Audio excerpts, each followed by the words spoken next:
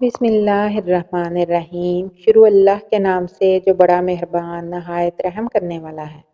السلام علیکم ورحمۃ اللہ وبرکاتہ۔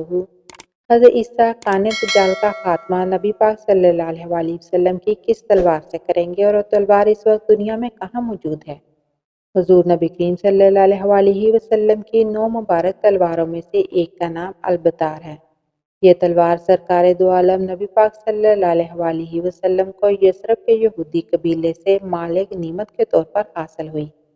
اس تلوار کو سیف الانبیاء نبیوں کی تلوار بھی کہا جاتا ہے۔ اس تلوار پر حضرت داؤد علیہ السلام، سلیمان علیہ السلام، ہارون علیہ السلام، یوسیع علیہ السلام، زکریا علیہ السلام، یحییٰ علیہ السلام، عیسیٰ علیہ السلام اور محمد صلی اللہ علیہ وآلہ وسلم کے اسماء مبارک کنندہ ہیں۔ یہ تلوار حضرت داؤد علیہ السلام کو اس وقت مال غنیمت کے طور پر حاصل ہوئی جب ان کی عمر 20 سال سے بھی کم تھی۔ اس تلوار پر ایک تصویر بھی بنی ہوئی ہے جس میں حضرت داؤد علیہ السلام کو جالوت کا سر قلم کرتے دکھایا گیا ہے، جو اس تلوار کا اصلی مالک تھا۔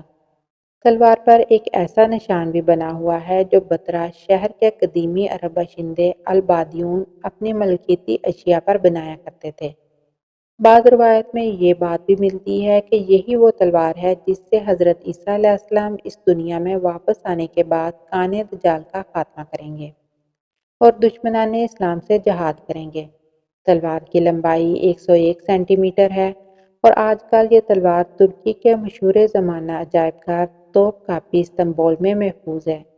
دجال کے خاتمے کے بعد حضرت عیسیٰ علیہ السلام اسی حال میں ہوں گے کہ اچانک اللہ تعالیٰ کی طرف سے ان کے پاس یہ وحی آئے گی کہ میں نے ایسے بندے پیدا کیے ہیں جن سے لڑنے کی قدرت و طاقت کوئی نہیں رکھتا۔ تم میرے بندوں کو جمع کر کے کوہ طور کی طرف لے جاؤ اور ان کی حفاظت کرو۔ پھر اللہ تعالیٰ یاجوج ماجوج کو ظاہر کرے گا جو ہر بلند زمین کو پھلانگتے ہوئے اتریں گے اور دوڑیں گے۔ ان کی تعداد اتنی زیادہ ہوگی کہ جب ان کی سب سے پہلی جماعت بحر تبریہ سے گزرے گی تو اس کا سارا پانی پی جائے گی۔ پھر جب اس جماعت کے بعد آنے والی جماعت وہاں سے گزرے گی تو بحر تبریہ کو خالی دیکھ کر کہے گی کہ اس میں بھی کبھی پانی تھا۔ اس کے بعد یاجوج ماجوج آگے بڑھیں گے یہاں تک کہ جبل عمر تک پہنچ جائیں گے، جو بیت المقدس کا ایک پہاڑ ہے، اور ظلم و غارت گری، اذیت رسانی اور لوگوں کو پکڑنے قید کرنے میں مشغول ہو جائیں گے اور پھر کہیں گے کہ ہم نے زمین والوں کو ختم کر دیا، چلو آسمان والوں کا خاتمہ کر دیں۔ چنانچہ وہ آسمان کی طرف اپنے تیر پھینکیں گے اور اللہ تعالیٰ ان کے تیروں کو خون آلود کر کے لوٹا دے گا تاکہ وہ اس بھرم میں رہیں کہ ہمارے تیر واقعتاً آسمان والوں کا کام تمام کر کے واپس آئے ہیں۔ گویا اللہ تعالیٰ کی طرف سے انہیں ڈھیل دی جائے گی اور یہ احتمال بھی ہے کہ وہ تیر فضا میں پرندوں کو لگیں گے اور ان کے خون سے آلودہ ہو کر واپس آئیں گے۔ پر اس میں اس طرف اشارہ کیا گیا ہے کہ دجال کا فتنہ زمین تک ہی محدود نہیں رہے گا بلکہ زمین کے اوپر بھی پھیل جائے گا۔ اس عرصے میں خدا کے نبی اور ان کے رفقا یعنی حضرت عیسیٰ اور اس وقت کے مومن کوہ طور پر روک کے رکھے جائیں گے اور ان پر اسباب و معیشت کی تنگی و قلت اس درجے کو پہنچ جائے گی کہ ان کے لیے بیل کا سر تمہارے آج کے 100 دیناروں سے بہتر ہوگا۔ جب یہ حالت ہو جائے گی تو اللہ کے نبی عیسیٰ علیہ السلام اور ان کے ساتھی یاجوج ماجوج کی ہلاکت کے لیے دعا جاری کریں گے۔